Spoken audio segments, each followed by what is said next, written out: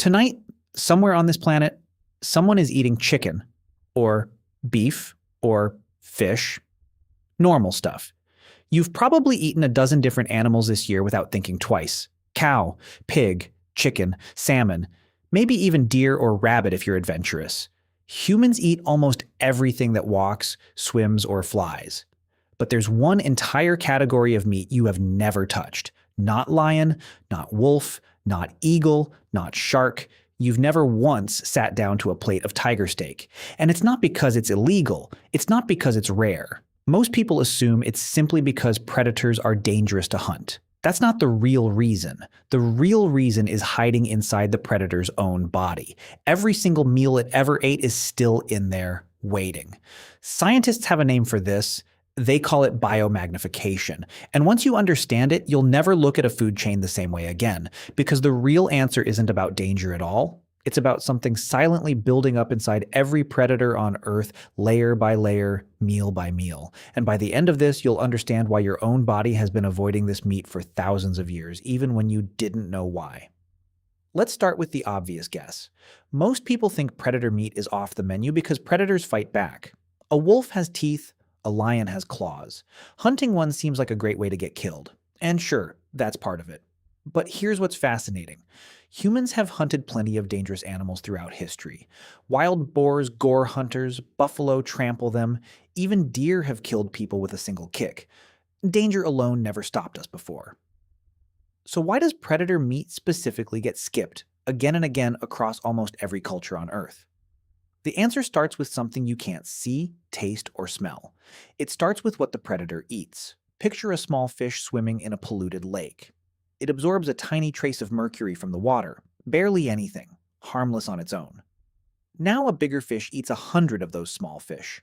It doesn't just eat mercury once. It inherits every trace from every fish it swallowed. That mercury doesn't leave the body easily. It settles into fat and tissue and stays there. Now, a tuna eats hundreds of those bigger fish. Do the math. By the time you reach the top of that food chain, the concentration of toxins isn't just a little higher. It can be staggeringly higher. This is biomagnification. Every predator is essentially a walking archive of every toxin its prey ever touched. So what did that actually mean for early humans? Imagine you're standing over a downed wolf 10,000 years ago. To you, it just looks like meat.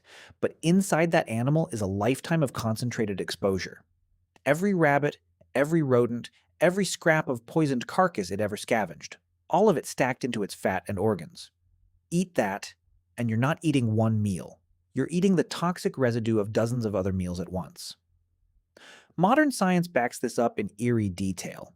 Communities in the Arctic that traditionally relied on polar bear and seal meat have been found carrying extraordinarily high levels of long-lasting industrial pollutants, some at levels many times higher than what's considered safe. Sharks and tuna, both apex predators of the ocean, are famous for carrying some of the highest mercury levels of any seafood on the planet. If you eat a predator, you're eating everything it ever ate all at once, concentrated. But that's only half the story.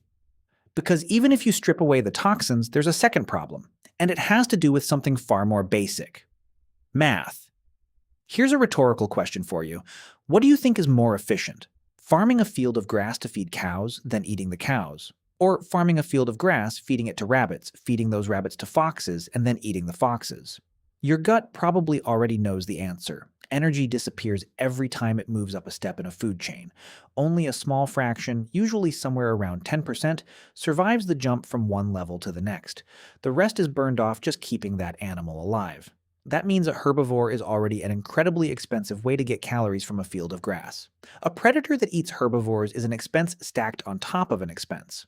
To grow 1 pound of predator meat, you would need to grow and then feed away many, many pounds of prey animals first.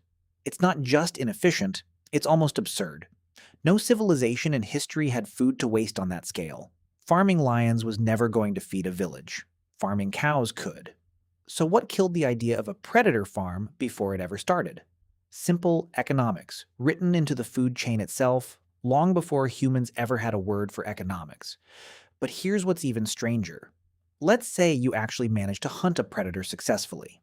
You bring it home, you cook it. There's still a problem waiting on your plate, because predator meat, In almost every documented case, tastes and feels completely different from the meat you're used to. Early Antarctic explorers who tried eating their own sled dogs out of desperation described the meat as tough, stringy, and strange, almost impossible to properly chew. That's not a coincidence. Predators build lean, hard-working muscle for chasing and killing. Their fat reserves get burned for high-intensity hunting, not stored for flavor. Compare that to a cow standing in a field all day, quietly storing soft, marbled fat. That fat is exactly what makes meat taste rich and satisfying to us. Predator meat mostly skips that step entirely, and it's not just about taste. Your own digestive system is quietly telling on you here too. Human intestines are long, slow, and built like an herbivore's, roughly 10 to 12 times the length of our own bodies. That's the design of an animal meant to slowly break down plants and soft, fatty meat, not the design of a true carnivore. A wolf or a lion has a short, fast gut built to blast raw meat through the system before bacteria can take hold. Our bodies were never built to process the tough, lean, bacteria-rich meat of an apex predator efficiently. So even without the toxins, your own biology is quietly working against the idea. But then there's a third danger, and this one can kill you fast. Imagine you're an early human thousands of years ago, cutting into a freshly killed bear. No thermometer, no food safety inspection, just raw, wild meat. Predators that eat undercooked or raw meat themselves are far more likely to be carrying parasites. One of the most well-documented is trichinosis, a parasitic infection strongly linked to eating undercooked meat from wild predators like bears. Without modern cooking control or medicine, an infection like that could be a death sentence. So think about what natural selection was quietly doing here, generation after generation. Communities that avoided predator meat avoided a hidden gauntlet of toxins, parasites, and poor nutrition. Communities that didn't avoid it didn't always survive to pass that habit on. Over thousands of years, an instinctive wariness toward predator meat may have become baked into human culture itself, showing up again and again across wildly different societies that had no contact with each other at all. So what killed the idea of eating predators across nearly every human culture on Earth independently? Not one single reason. Three reasons. Stacking on top of each other, quietly reinforcing each other for thousands of years. Concentrated toxins, brutal energy math, and a real physical risk of disease. But here's the twist that makes this even more interesting. Humans haven't avoided predator meat completely. We've made a handful of very specific exceptions, and they prove the rule perfectly. Sharks are apex predators, and yet people across the world quietly eat them, sometimes without even realizing it, sold under names that don't sound like shark at all. Tuna, one of the ocean's top predators, is one of the most consumed fish on the planet, though health guidelines often recommend limiting how much of it you eat, specifically because of that same concentrated mercury. Bear meat is still eaten in parts of the colder world, but it comes loaded with strict warnings about parasites and thorough cooking. Even octopus, a genuinely intelligent hunter, ends up on plates worldwide. Notice the pattern. Everything.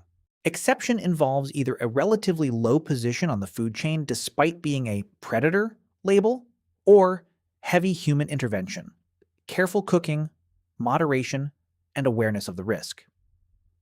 We didn't break the rule.